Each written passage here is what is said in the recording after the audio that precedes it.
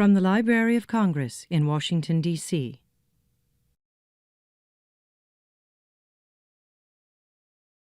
Nikky Finney is the Provost Distinguished Service Professor of English at the University of Kentucky. She has written 4 books of poetry, including her most recent volume, Head Off and Split, which won the 2011 National Book Award. If you haven't heard her moving and memorable speech from that award ceremony, I urge you to listen to it at her website, which is nikkyfinney.net. Recently, I interviewed Miss Nikky for the NEA's Artworks blog, and I hope you'll check out the full interview at arts.gov. So by way of further introduction, I'd like to read you what she had to say in response to the question, how did you come to poetry? Sometimes a child is born into a perfect lightning storm, and somebody who loves her offers her a pencil as ore. That's what happened to me. What a magical wand and oar a pencil is. It is 1 part tool and 3 parts pontoon. If that child can make her way through the first flashes of lightning without too much fear of being hit, if she can be overtly curious about the lightning, if she can see the lightning as more than worry and trouble, if she can even find out later that lightning is no bigger than a pencil, thanks to the Weather Channel, then she might get very close to being who she was come to Earth to be. I was born at a time when lightning and storms seemed to be flashing and raging everywhere in the world. Vietnam, civil rights, women's rights, gay rights, environmental rights. Human beings marching around the planet with their mouths open in one long, dedicated scream. I was a child who found herself noticing everything around her and saving everything she could, in little cloth bags, in cigar boxes, under the house steps, and in tiny notebooks with cats and dolphins printed on the front. I found myself wanting to participate in my own way. I found myself taking notes on the world I lived in. I liked my job then as a 15-year-old. I still like my job. I still find myself taking notes on the world and looking for the sapphire notes in between the lightning and on the ground. Please welcome Nikky Finney.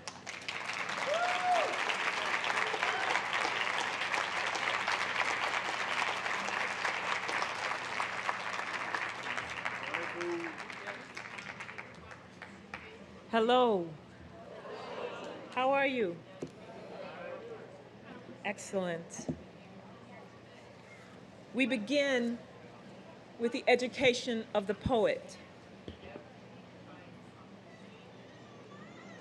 On the banks of her butterfly pond, my grandmother would stand as fluid as a waterfall, teaching with a 5 and dime pole in her hand. Be still, she would say, and listen to that. She would make more good decisions, lose more control, gain and relinquish power, care about more people, recycle more energy, discern more foolishness in an afternoon of fishing than Congress ever could, be they all Democrat, all Republican. My first semesters ever were spent staring up at this human university, shifting my weight from leg to leg, waving first cowfly, then firefly from off her apron dress, and listening to the sound around us. There was noise, there was instruction, there was indeed a difference in the two.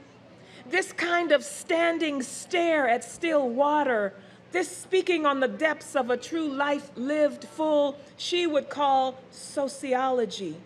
Footprints baked into the soft bank, she would call geography advanced. These outdoor lessons could go on for days. As long as there was sun and bait, there was learning. To educate means to lead out, she told me on the road home. I had no idea what she was saying or why now. At well-lit nightfall, in between the quiver of country bugs, I'd wonder, why does she stand me there each morning, that pole in my hands, gripped as tight as teeth full-born to a jaw, insisting to me, pond water, girl, is as good as any book. There on that bank, preparing me for giant orcas, when she knew full well that brim and mullet were all we had tugging our lines in those days. I left her artisan iron gates ready for labor and the anything in between. You don't fish just to catch. You fish so you can keep, so you can put something back, she would say. This is what my first teacher taught me. It has less to do with the fish and more to do with your line in the water, your hand on the pole, with discerning rituals, with what you can figure out about yourself while standing there in between the bites. Know what you will not let corrupt you. Know that you cannot be bought or sold. And assume another will come after you have long gone, their pole tight in hand as well, hoping to catch something. Put something back whenever you can. Grandmother Beulah taught, if we do what we've always done, we're gonna get what we've always gotten. Don't pull your line in too fast, she would say out of the corner of her eye. Keep your hook in the water all the way to the edge. That's where the great tadpoles swim. There are possibilities all the way until the end. Whatever you do, she said, take fishing with you. The sound of air bubbles and that of lips pursed just below the surface of an idea ready to bite, and the bobber being pulled down right then, and once airborne and arcing, the tiny mullet changing to the giant orca right before our very eyes. Fishing is the key to everything that moves, she taught me. Now that is something to keep.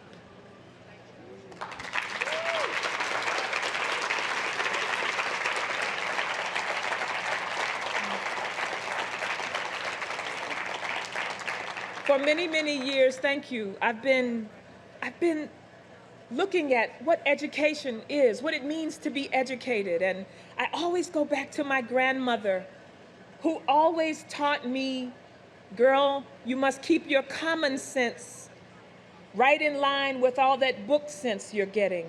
And so I think about her, and I wanted to talk a little bit about her today, and I wanted to begin with her. As a child writing in the world, and next as a woman writing in this world, I've always been interested in what we keep as human beings and what we throw away. My grandmother, Beulah Lenora Butler Davenport, is and was my greatest inspiration as a poet. I can't tell you how many people often ask me, who was your greatest inspiration? And I keep thinking they want me to say some writer, some poet. But it's my grandmother, born in 1900 in South Carolina, died in 1999, who would, in my life, say these kinds of things to me. Girl, I will have no lazy children living in this house. Girl, learn how to make something with your own two hands. Girl, do it again. Girl, a lie is akin to murder. Girl, always girl, have the courage to be courageous. Have the courage to be who you are. These are the kinds of things I think about when I sit down to write a poem. The other thing that mixes in with my grandmother's education of me is that I grew up a very visual human being. I'm not sure why. My brothers are not as visually inclined as I think I am, but for some reason I grew up incredibly visual. I remember on that farm in Newberry, South Carolina, my grandmother after I finished my chores, would let me go and do what I wanted to do. And I remember finding my Uncle Billy's, who had just come back from Vietnam, his chest of photography equipment, all kinds of lenses, telephoto, wide angle, underwater, all kinds of things. And I remember standing in my grandfather's barn and looking out and going, oh, I can use this for writing. If I want to talk about somebody's face, I'll zoom in with a telephoto. If I want to talk about everyone in this tent, I'll think about a wide angle lens. If I want to use some magical realism, maybe I'll use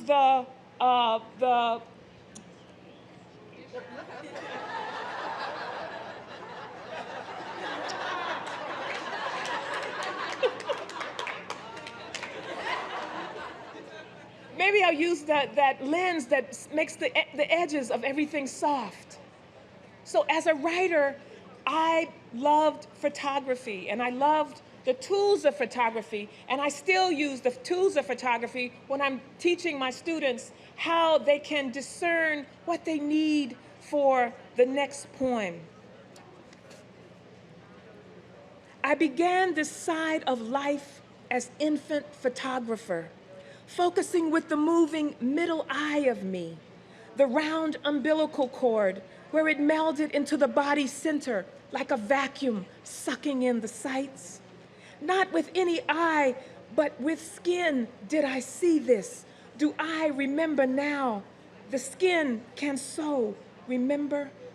This picture that I first took of touch here in the studio body of birth, first photograph of feeling, anchored by something other than the liquid albumin whirl where I had lived from the first, something round made of me and her and him, something akin to one large ballooning finger here at the full lips of my belly's button where I could feel the warmth of food, milky brown thick sugar passing from her body's oven into my own whole wheat capsule. Too quick, and the vacuum cord yanked, tugged me yet another way.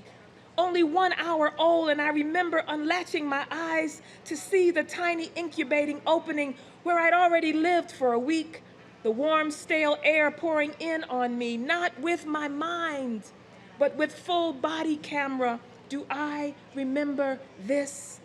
The perfect circular opening, round just like the end beginning of the cord, round like the camera's eye that I would one day accidentally flutter inside of, discovering silky stems of wildebeest poems growing, sour sweet filigree weeds. I can't show you any photographs of this to prove what I'm telling you is true. I am remembering this not with my mind, but with my body.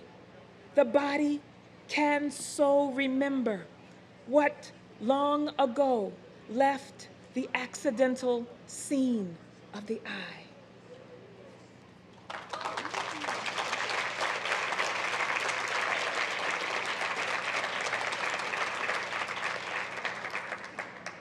Thank you. I come from farming people. My father grew up in Smithfield, Virginia, my mother, Newberry, South Carolina. And I'm very attached to the land, to geography. I was born in Conway, South Carolina, about a half a minute from the Atlantic Ocean. The ocean still inspires me greatly.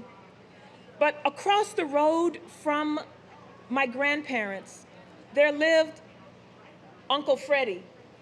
And Uncle Freddy was my grandfather's brother. And I don't know if you have any people like this in your family, but Uncle Freddy walked by a different drummer. Everybody's got somebody in their family like that. Well, I would watch Uncle Freddy. Uncle Freddy would go out at night and stand under the stars and read the sky. And I'd say, Mama, what is he doing? And she would say, leave him alone. He'll be fine in just a minute. And he'd walk out there and he'd read the sky. And I loved that. And it made me, as a girl, go outside and what? Read the sky. I was like, come on, I'll be strange too. I don't mind. If Uncle Freddy can do it, I can do it. He was my model for being myself. And I'll never forget, I never saw Uncle Freddy with any money in his hand. any money in his pocket. Maybe he had it, but he didn't keep it on his body. What he kept in his back pocket was an almanac. And he walked around his farm and he walked around town with an almanac. And he made decisions with that almanac. And I remember coming home from college one day, and I wanted to stop and see Uncle Freddy, and I stopped because, this is before cell phones. And I stopped at the gas station and I called Uncle Freddy, and I said, Uncle Freddy, I'm coming close. Can I stop and see you? He said, hold up, let me check. And I could hear the pages of the almanac in the background. He said, no, baby, this is not a good day. I said, okay. He said, come next Saturday. Came next Saturday, walked into Uncle Freddy's house. He said, I got something for you before you leave. Took me in the back room, a place no one ever went. He reached up into the top of his closet and pulled down a plastic folder that had a paper that he had written. I said, Uncle Freddy, you wrote a paper? He said, I sure did. I went to college once, and I wrote a paper, and the title on the paper said, One Day When a Man Walks on the Moon. I said, Uncle Freddy, why does it have a big red F in the right corner? And he said, I'm giving this to you, and let this be a lesson that when you know something in your heart and nobody else in the entire world believes you, you keep knowing it.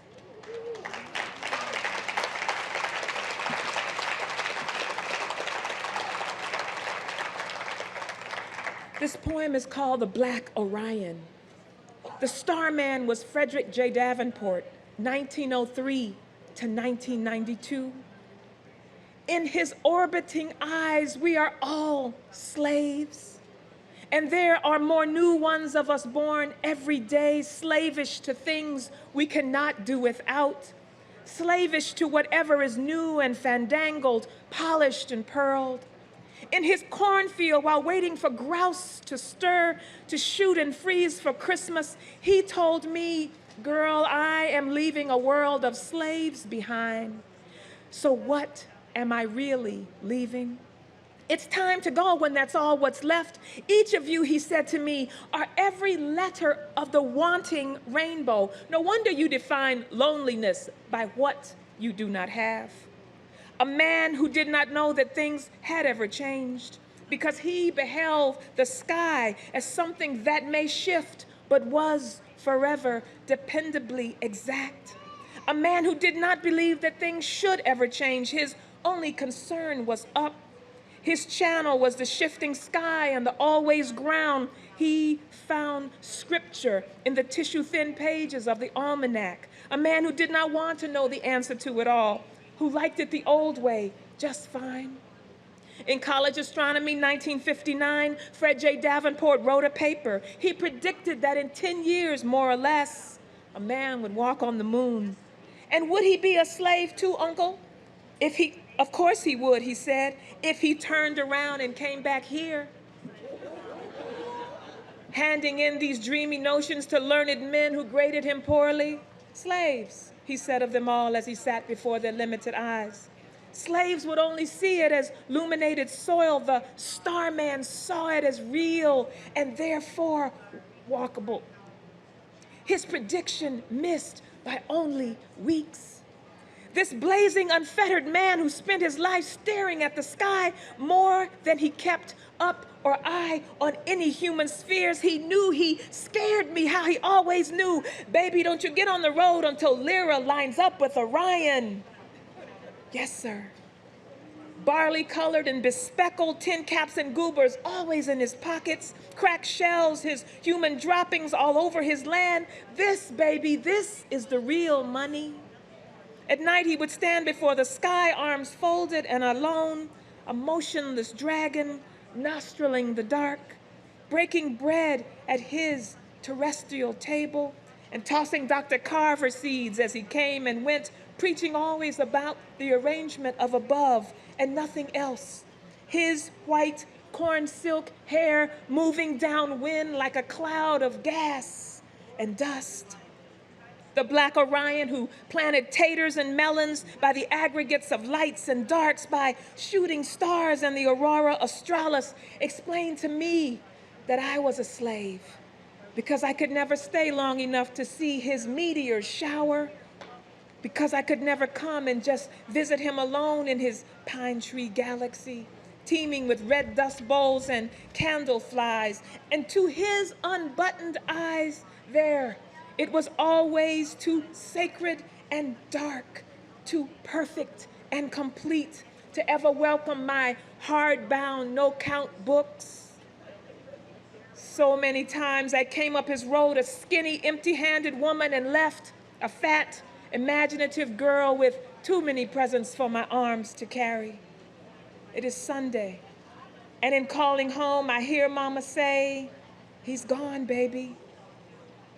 The starman left the ground today, lifted off without me, just like he said he would, gone up, away far, far from all of us, clinging, sightless slaves.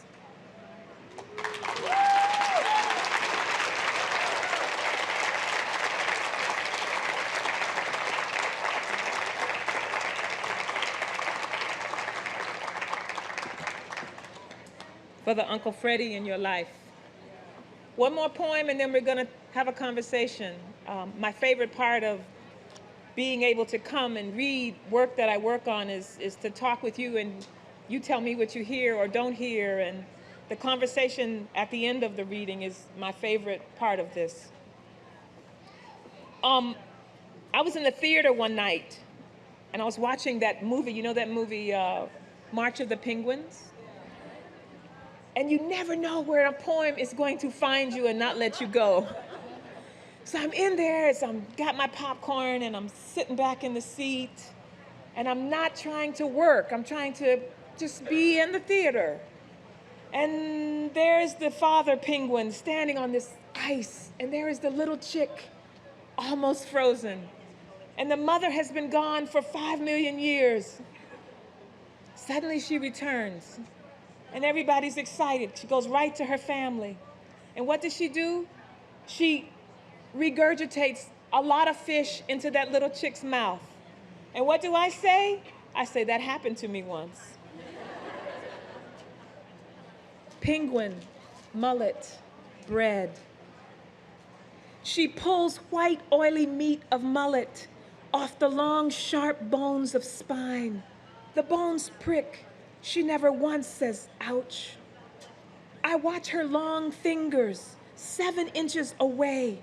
My eyes are 2 glossy olives glued to the delicate woman's mouth. I am camera, she is movie. She bites, then rolls, placing plump, soft chunks of fish into the side of her mouth. Her eyes grow big from what she tastes.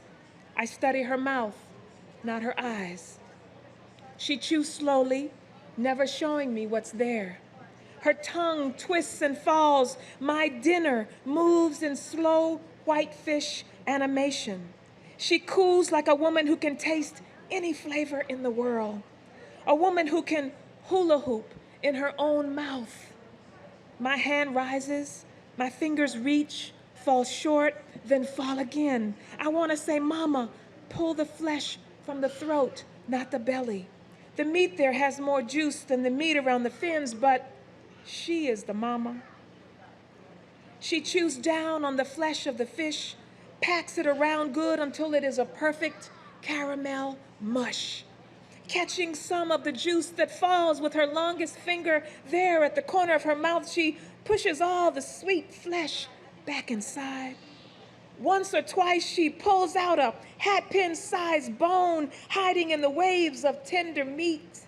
Only then does she wear her eureka smile, holding it up in the air to show me.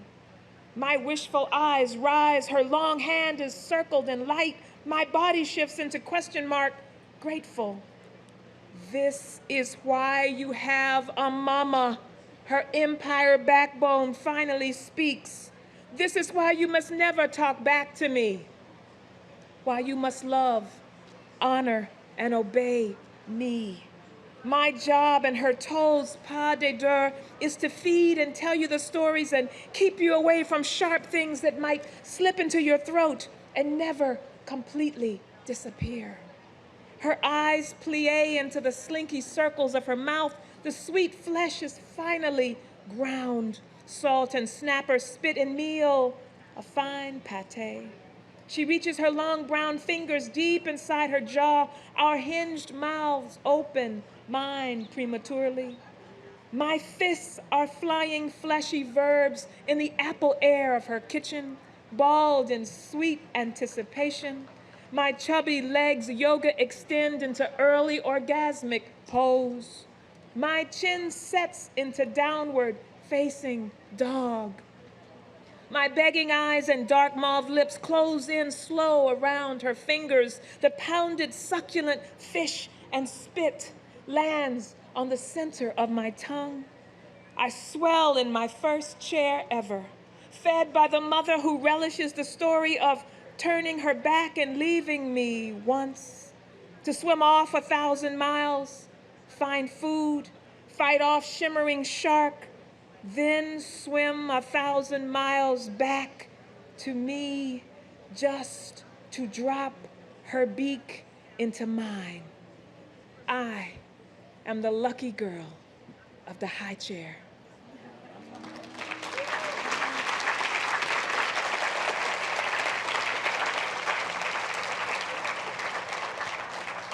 That's what I do for a living. I like it so much. I like it so much. Questions or comments or, hi. I'll be bold and ask a Be question. bold. Given your father's profession, I would think your aspirations would be something towards Supreme Court justice.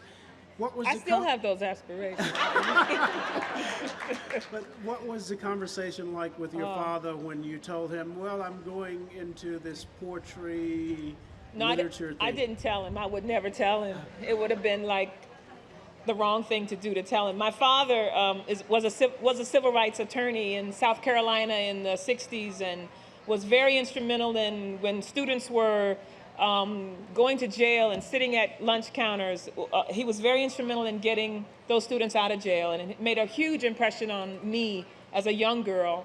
And my father stayed in the law and became the Supreme Court Chief Justice of the South Carolina Supreme Court. And my brothers are lawyers, and so the dinner table conversation was always about justice and always about law, which is perfect for what I do, because I do that in my work. I just don't go into the courtroom and do it. But if you know my work and if you know what I'm interested in justice. And so he made a huge impression upon me as a young girl. I just didn't announce that I wanted to be a poet. I didn't think that was smart.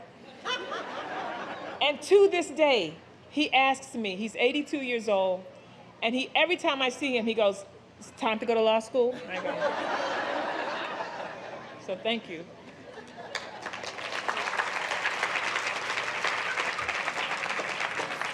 I have two questions. Two? You can answer one or both. Okay. What are the books that you read over and over because you love, and then what's your favorite pencil brand? My favorite what? Pencil brand. Pencilgram? Brand. Brand. I have one. Last question first. So I love pencils. If you don't know that about me, you don't know much about me. I love pencils. I write with pencils. When I was a little girl, my father used to walk me to the one drugstore in our little town on my birthday, which is the 26th of August, which was always the week that school started. And so I was very excited because we would stand at Dr. Deese's pharmacy, which on one side was a grill, and on the other side was a pharmacy. And it had one little cigar box with the pencils you would choose for school. And I would stand there for hours trying to find the right lead and I would make mark on things. And so I've had this lovely disease for a long time. My favorite pencil is the Blackfeet Indian pencil that is no longer made, that was made by Blackfeet Indians in Montana in the 1970s through the mid-1980s until the company folded. And you don't have to look on eBay. I have all the pencils already off eBay. You will not find them. And in fact, people now bring me pencils when they see me at readings, and they go, I found one. And I go, oh, okay, thank you. You can get a hug on that one. So Blackfeet pencils, beautiful lead. There's the image on it. I just love the pencil a lot. Books, anything by Gwendolyn Brooks, anything.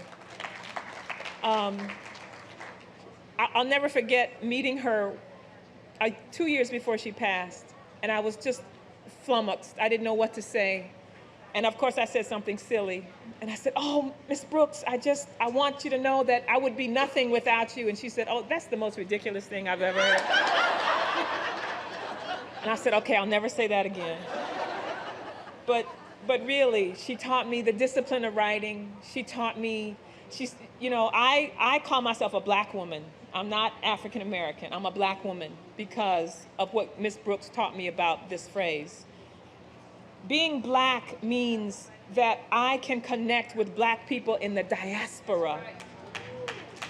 Being African American, there's nothing wrong with that if that's what you choose. I'm a black woman, and I connect with black people in Brazil, and black people in Russia, and black people in Asia, and black people everywhere. So call me a black woman, you have my full attention.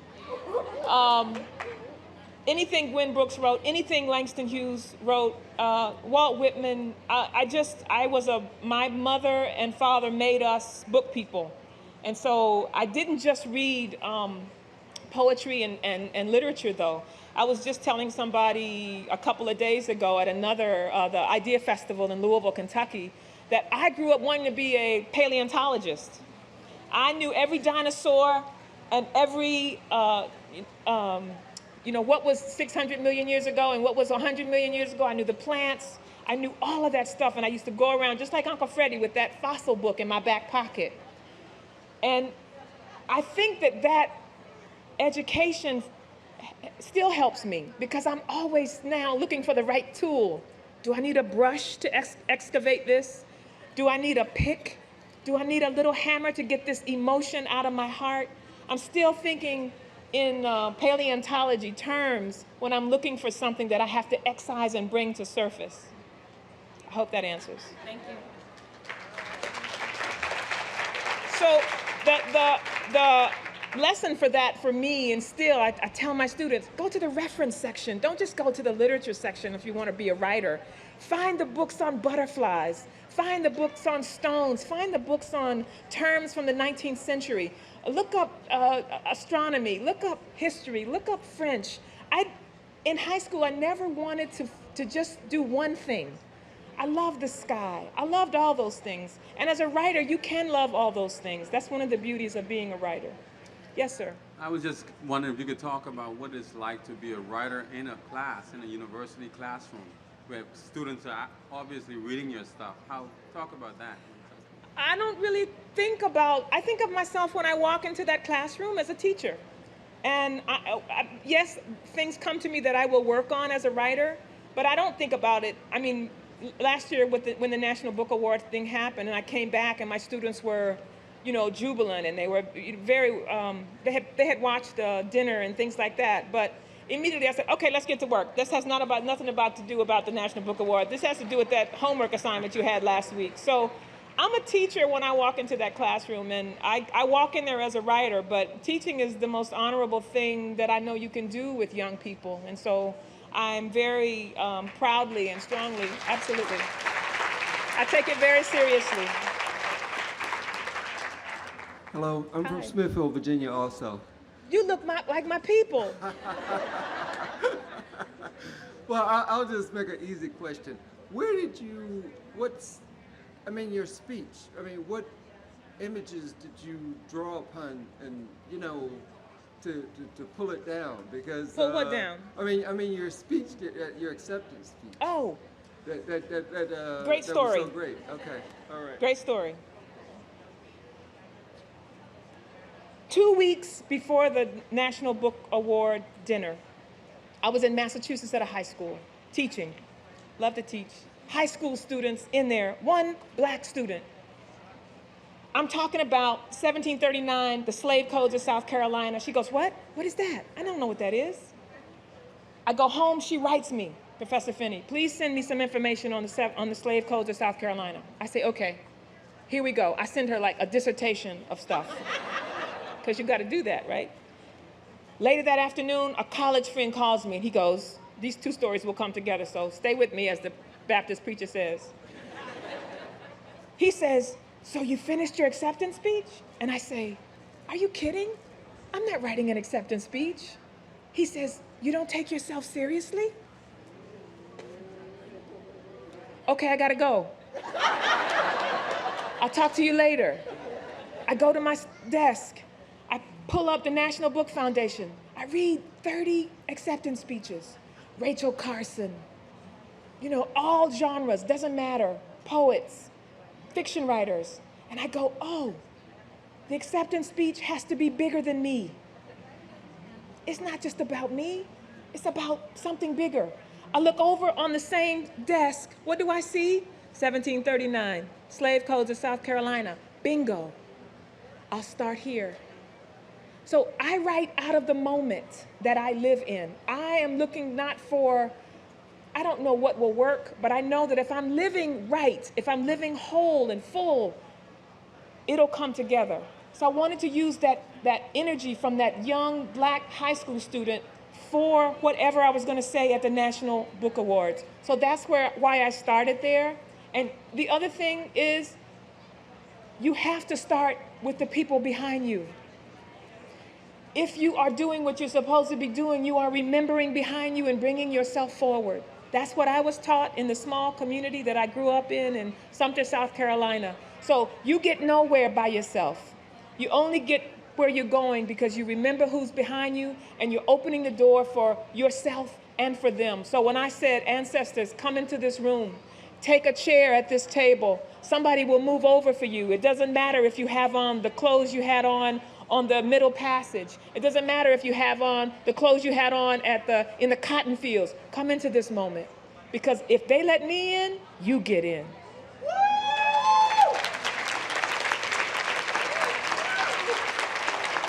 Thank you. Yes. Just had a quick comment. I certainly want to thank you for sharing stories. You know, Uncle Freddy brought tears to my eyes. And reading some of your work reminded me of my grandmother from Charleston, South Carolina. I thought I heard a little something in that voice. Who lived with us in Brooklyn, New York. Yes, for years before she went back to South Carolina. Yes. And it helped me to reflect on all the lessons from my uncles and my grandmother, who were not formally educated. That's right. And I have three degrees, but they have more wisdom. So I want to thank you for sharing. I didn't have a question, but I appreciate that, because now it makes me think about how to be a better uncle. Oh, please do. Please do. Thank you. Please do. Hey. Hi, Miss Nikky. How are you? I'm all right. Good. I just wanted you to repeat what you said about the door of opportunity, because I know I live by it now, especially in regards to your speech. Yes. About how it opens. Remember this. I was taught when I was going up to New York for the big shindig, and the call came from my friend to ask me if I was ready. The first thing I thought about, how many people said to me, the door may never open. Never. The door may never open. But if the door opens, you be ready. Because if you're not ready and the door opens, you can't go through. You can't go through with everything you've been taught and everybody who's loved on you and everybody who's cheered you on. So I decided on that plane, when I got off in New York, I said, okay, I've written my speech. I was writing till I got to the hotel. I put it in an envelope. I licked the envelope. I said, if they never call my name, I'm ready. If they call my name, I'm going to read this speech. And if they don't, I'm going to tear it up. So we cannot forget to teach young people that you have to be ready in case the door opens. Last question. Hello, my name is Tarina Terrell, and I've been writing all my life. And just this year, I've been writing poetry, and I ventured out to do self-publishing. And what words of encouragement will you give us to writers? Sometimes when I write, I think I should censor it maybe, and I'm like, oh my gosh, this is too much, or they think I'm weird or crazy. But I'm most comfortable in this element when I write because I can express myself most freely. So what words of encouragement would you give in writing? Well, two things. One, the word censor just makes the hairs come up on the back of my neck. So don't censor yourself. Two, make sure you are reading wide enough. Make sure you are asking for enough reflection on your work from people who understand what that means. Not a friend, not somebody who, don't ask mama unless mama is doing something in them. So make sure you're getting good feedback. Make sure you're growing as a reader and a writer. But do not censor. You're going to have enough people waiting in line to censor you. Enough people all the way back to the gate to say, don't do that. Get your poetry muscles strong. Get your reading muscles strong. Get your heart and your courage in line. Be willing to tell the truth about things that are hard to tell the truth about. Be willing to say the hard thing in the most beautiful way. Nobody wants to hear the hard thing said in a way that doesn't include beauty. So if you want to rant, you can rant on that side of the room. But if you want to write poetry and you understand that poetry is about construction and about emotion and about beauty and about truth and about courage, you're on your way. And be willing to grow every step of the way and change every step of the way. Okay? Yeah.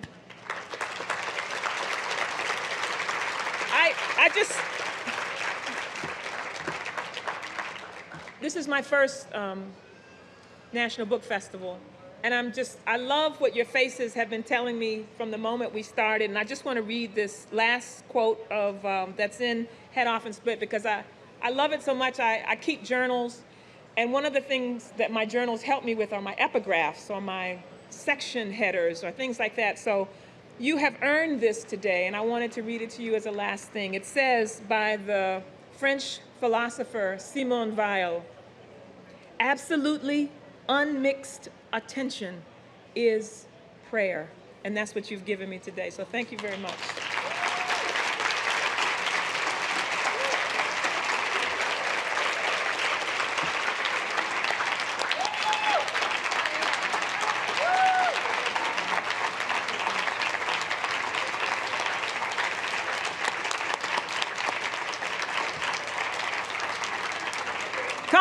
Come get a book signed. I'm not going to wait until the line is done, so I won't leave if you come and say hello. Thank you. This has been a presentation of the Library of Congress. Visit us at loc.gov.